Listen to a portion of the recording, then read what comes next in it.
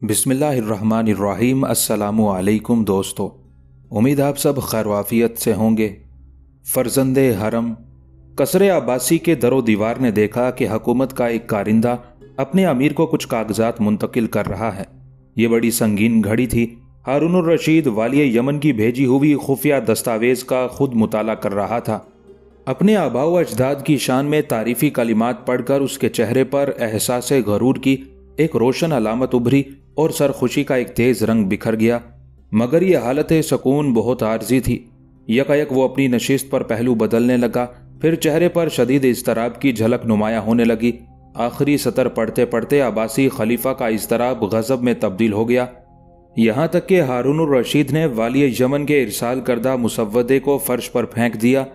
क्या अकल के इन दुश्मनों को अपने पेश रुओं का हशर याद नहीं? हालत गज़ब में खलीफा की आवाज़ इतनी बुलंद हो गई थी कि कासिद को महल के दरोबाम लरसते हुए महसूस हो रहे थे। इससे पहले भी खलीफा हारून रशीद तक वाली यमन ने दरपर्दा खबर पहुंचा दी थी कि अहले मक्का ने यमन से एक अलवीज़ादे को बुलाया है। फिर दूसरी इत्तला ये फराहम की गई कि वो अलवीज़ादा मक्का मुअज़्ज़मा पहुंच गया है। उसके आते ही कुरैश की एक जमात अपने सियासी अज़ाइम लेकर शख्स मज़कूरा के गिर्द जमा होने लगी है। और अब वाली यमन के बराह रास्त मकतूब ने अब्बासी खलीफा के मिजाज को बरहम कर दिया और वो इंतहाई कहर के आलम में अपने वजीर याहिया बिन खालिद बरमकी से मुखातिब हुआ। आमिल मक्का को लिखो कि इस हुक्म की फौरन तामील की जाए। वो 300 कुरैश जो सल्तनत अब्बासिया के खिलाफ साजिशें कर रहे हैं, उन्हें इस हालत में बगदाद भेजा जाए कि उनके हाथ गर्दनों से बंधे हुए हों। रात गए कोतवाले शहर ने चंद सिपाहियों के हमरा फातिमा बिनते अब्दुल्ला के मकान पर दस्तक दी। कौन? थोड़ी देर के तवक्कुफ के बाद फातिमा बिनते अब्दुल्ला ने दरियाफ्त किया। कोतवाले शहर हूँ। आमिल मक्का ने ज़रूरी काम के सिलसिले में मोहम्मद बिन इदरीस से मिलने के लिए भेजा है। मैं उसे भेजती हूँ, मोहम्मद बिन इदरीस की माँ ने कहा। फिर उसने अपने बेटे को जगाया। जब वो दरवाजे पर आया तो कोतवाल ने उसे कहा, आपको खलीफा के हुक्म के बामुजिब गिरफ्तार किया जाता है। किस जुर्म की पादाश में? मोहम्मद बिन इदरीस शाफी ने पूछा। खलीफा के खिलाफ बगावत के इल्ज़ाम में। कोतवाल ने मुख्तसर जवाब दिया और 2 सिपाहियों को आगे बढ़ने का हुक्म दिया जिनके हाथों में जंजीरें थीं। लेकिन मैंने तो किसी बगावत में हिस्सा नहीं लिया, मोहम्मद बिन इदरीस ने आहनी जंजीरें पहनते हुए कहा। बेटा, अगर तुम सच्चे हो तो तुम्हें घबराने की जरूरत नहीं और ना किसी से रहम की भीख मांगने की। ये लोहे की जंजीरें तो हमेशा अहले हक का जेवर ही हैं। पीछे से उसकी वालिदा की आवाज आई। माँ, आपका बेटा आपको खुदा के हजूर शर्मिंदा नहीं करेगा, लेकिन मुझे अफसोस है कि। बेटे, अफसोस किस बात का? माँ ने बेटे की बात काटते हुए कहा। ये कि मैं आपकी खिदमत ना कर सका। बेटे ने माँ के आगे गर्दन झुकाते हुए कहा। बेटे, मैंने एक दिन भी तुझे अपनी खिदमत के लिए नहीं पाला। मेरे बुढ़ापे का ख्याल ना करो। मेरी कमर तो उस दिन झुकेगी जिस दिन तुमने दुनिया के सामने गर्दन झुकाई। अच्छा माँ, मुझे माफ कर देना। बेटे, बेगुनाही की कैद सुन्नत यूसुफी है, उस पर इस्तेकामत दिखाना। तुम्हारी माँ की दुआएं तुम्हारे साथ रहेंगी। माँ ने अपने हाथ आसमान की तरफ उठा दिए। खलीफा हारून रशीद का हुक्म मिलते ही आमिल मक्का हमाद बरबरी ने 300 सादाते कुरैश को गिरफ्तार करके उन्हें जंजीरें पहना दी। उन 300 अशखास में वो 9 अफराद भी शामिल थे जिन्हें वाली यमन ने अपने खत में तहरीक का बानी करार दिया था। 10वें इमाम शाफी थे और बाकी वो लोग थे जो अपने रहनुमाओं की आवाज पर लब्बैक कहने वाले थे। आखिर सियासी कैदियों का यह काफिला मक्का से बगदाद की तरफ रवाना हुआ। एक अजीब और अलमनाक मंजर था। मुअज़्ज़ज़ सादाते कुरैश इस तरह वतन से निकल रहे थे कि उनके हाथ गर्दनों से बंधे हुए थे। हिजाज के बाशिंदों ने खामोश कैदियों को एक ही लम्हे में पहचान लिया कि ये सब के सब मातूबे खिलाफत हैं और आहिस्ता आहिस्ता अपने होलनाक अंजाम की तरफ बढ़ रहे हैं। उस दिन मक्का की फिजा बड़ी सोगवार थी। कोई भी शख्स उन नफूसे कुद्सिया के हक में एक लफ्ज़ ज़बान से निकालने की जुर्रत ना रखता था और ज़ाहिर बिन अहले तकवा सियासत से किनारा कश होकर और आदो अज़कार में मसरूफ़ रहे। ये 184 हिजरी का एक दिन था। खलीफा हारून रशीद जाहो हशम और जबरो इस्तबदाद का पैकर दिखाई दे रहा था। उसके सामने 10 अफराद पेश किए गए जिनमें से 9 पर अलवी तहरीक की सरबराही का इल्ज़ाम था और 10वां मोहम्मद बिन इदरीस शाफी था जिसे वाली यमन ने एक मुसल्लह फौज से ज्यादा ताकतवर और खौफनाक करार दिया था। तमाम असीरों के हाथ उसी तरह गर्दनों से बंधे हुए थे जिस तरह हारून रशीद ने याहिया बिन खालिद बरमकी को हुक्म दिया था। बगदाद की शमशीर इख्तियार अपने हरीफों का लहू चाटने के लिए मुस्तरिब व बेकरार थी। ہارون الرشید کے تخت سے کچھ فاصلے پر اس کے سامنے چمڑے کا فرش بچھا دیا گیا اور ہارون الرشید نے پہلے ایک ملزم سے کچھ استفسارات کیے اور پھر اسے سب کے سامنے قتل کروا دیا، پھر دوسرے سے سوال جواب ہوئے اور اسے قتل کر دیا۔ اسیران سیاست نے جان بچانے کے لیے منطق کا سہارا لیا، عقلی دلائل پیش کیے، مگر ہارون الرشید نے ان کے کسی عذر کو تسلیم نہ کیا۔ اس طرح وہ دوسرے باغیوں کو خوف زدہ کر کے لطف اندوز ہوتا رہا۔ یہ ہیبت ناک کھیل بہت دیر تک جاری رہا، حتیٰ کہ 9 سادات قریش ایک ایک کر کے موت کے گھاٹ اتار دیے گئے۔ جب دربار شہنشاہی 9 محترم انسانوں کے خون سے سرخ ہو گیا تو ہارون الرشید کے سامنے 10ویں قیدی 34 سالہ محمد بن ادریس شافعی کو لایا گیا۔ جب خلیفہ ہارون الرشید کے سامنے اس کو لا کھڑا کیا گیا تو وہ اس سے مخاطب ہوا، تم بھی علوی زادے ہو؟ ہارون الرشید کے لہجے میں اقتدار کی رعونت اور انتقام کی گرمی بول رہی تھی۔ نہیں، محمد بن ادریس شافعی نے نہایت اطمینان سے جواب دیا، یہ میرے بارے میں غلط بیانی ہے۔ شافعی کے لہجے سے ایک فقیہ و محدث کا وقار نمایاں ہو رہا تھا۔ ہارون الرشید اس جرت گفتار پر حیران رہ گیا۔ اسے یقین تھا کہ اپنے ساتھیوں کی خون میں نہائی ہوئی لاشیں دیکھ کر یہ نوجوان بدحواس ہو جائے گا، لیکن جب اس نے فرزند قریش کے پائے استقامت میں معمولی سی لرزش بھی نہ پائی تو مڑ کر اس نے بائیں طرف بیٹھے ہوئے ایک وزیر کی طرف تیز نظروں سے دیکھا۔ اسی وقت وزیر کھڑا ہوا۔ خلیفہ کے حضور آداب بجا لانے کے بعد وہ سر دربار والی یمن کا خط پڑھنے لگا۔ شافعی حیرت سے وزیر کا منہ تکنے لگا۔ یہ شافعی کے خلاف طویل فرد جرم تھی۔ شافعی والی یمن کے اس منافقانہ طرز عمل کے بارے میں سوچ بھی نہیں سکتا تھا۔ ایک طرف وہ عامل نجران کی حیثیت سے شافعی کی خدمات کا معترف تھا اور دوسری طرف وہ اسے خلافت عباسیہ کا سب سے بڑا دشمن قرار دے رہا تھا۔ آخر تہمتوں کا یہ دفتر ختم ہوا تو ہارون الرشید غضبناک لہجے میں بولا، نوجوان، اگر علویوں سے تیرا نسبی تعلق نہیں تو پھر یہ سب کچھ کیا ہے؟ امیر المومنین، اہل نجران گواہ ہے کہ میں 4 سال تک جاگتا رہا ہوں اور وہ چین کی نیند سوتے تھے۔ میں نے انہیں انصاف فراہم کیا جس سے وہ محروم ہو چکے تھے۔ میں نے والی یمن کے دستے ظلم کو روکا جو سلطنت عباسیہ کی عظمت کو داغدار کر رہا تھا۔ میں اپنے دل میں ہوس زر رکھتا ہوں نہ شوق اقتدار۔ مکے کی گلیاں چھوڑ کر نجران اس لیے گیا تھا کہ بندگان خدا کے کام آ سکوں۔ خدا کی قسم، میرے نام کے ساتھ جو کچھ منسوب کیا گیا ہے وہ بہتان ہے، کذب و افطرا ہے۔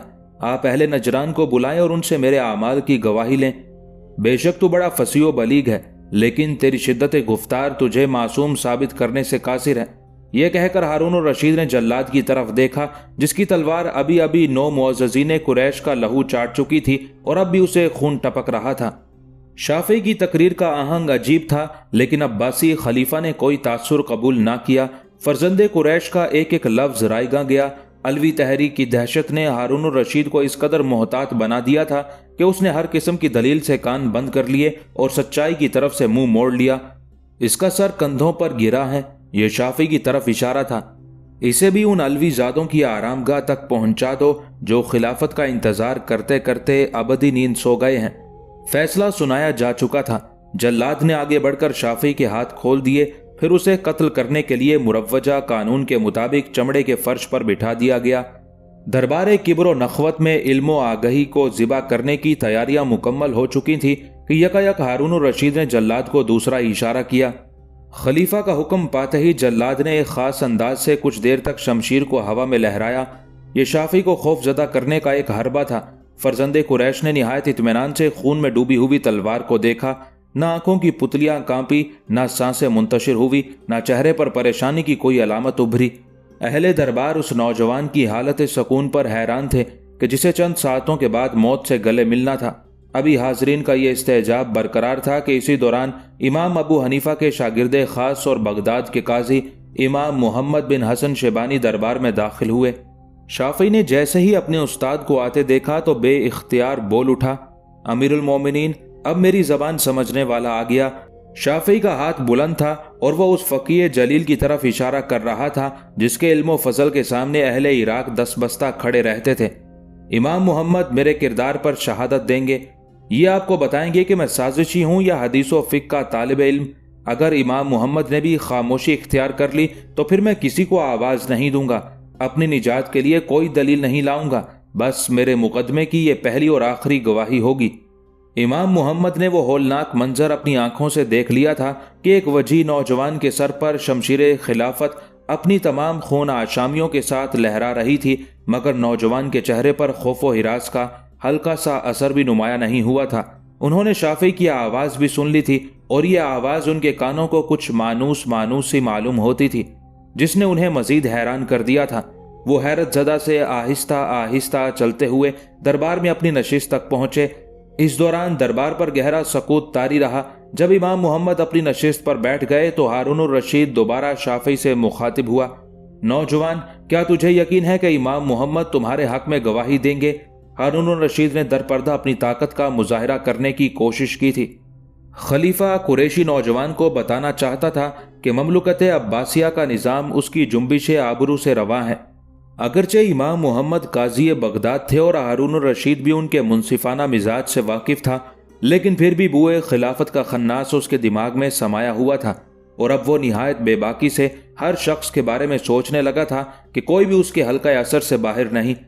مجھے یقین ہے کہ ایک صاحب علم ہی دوسرے صاحب علم کے حق میں گواہی دے سکتا ہے۔ محمد بن ادریس شافعی مقتل کی خونی فضا سے متاثر ہوئے بغیر نہایت بے باکی سے بول رہا تھا۔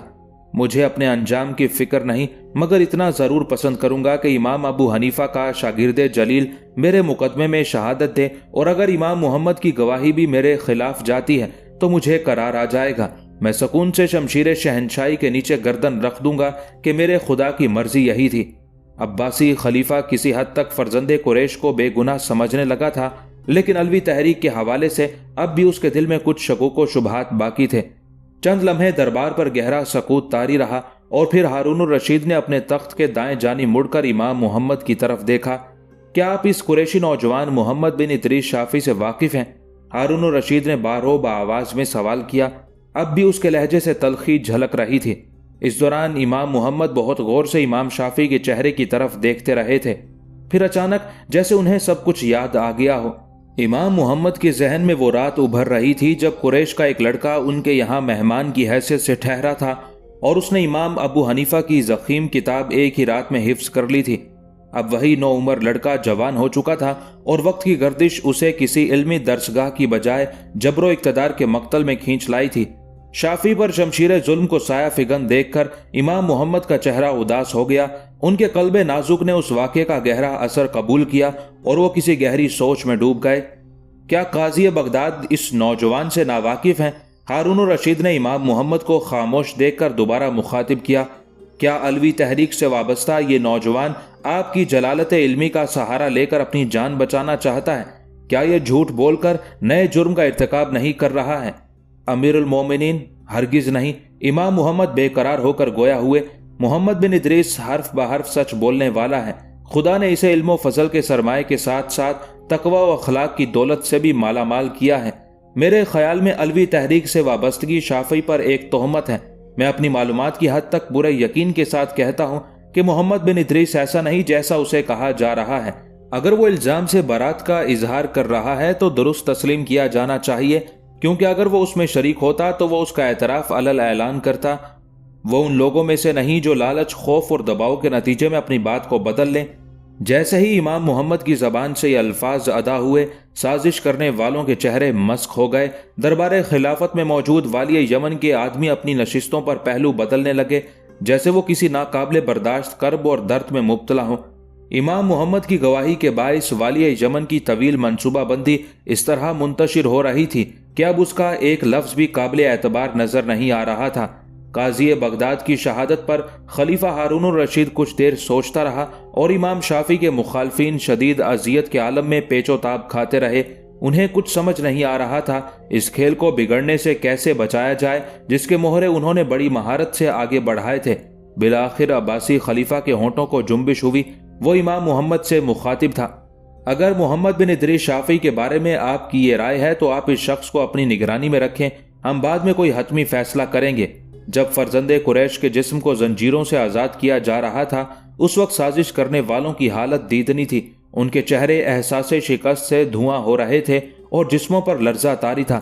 شافعی کو عارضی طور پر امان مل گئی تھی۔ شمشیر اختیار نیام میں چلی گئی۔ جب ہارون الرشید کا دربار ختم ہوا اور شافعی مقتل سے نکل کر امام محمد کے ساتھ ان کے گھر جانے لگے تو والی یمن کے حامی قاضی بغداد اور دیگر مخالفین پر اپنا غصہ اتار رہے تھے۔ मंसूबा तो अपनी जगह मुकम्मल था, मगर इमाम मोहम्मद ने बीच में आकर खंडित डाल दी। वालिय यमन के एक खास आदमी ने दूसरे साथी से सरगोशी की, घबराने की कोई बात नहीं, अभी अबूरी फैसला हुआ है।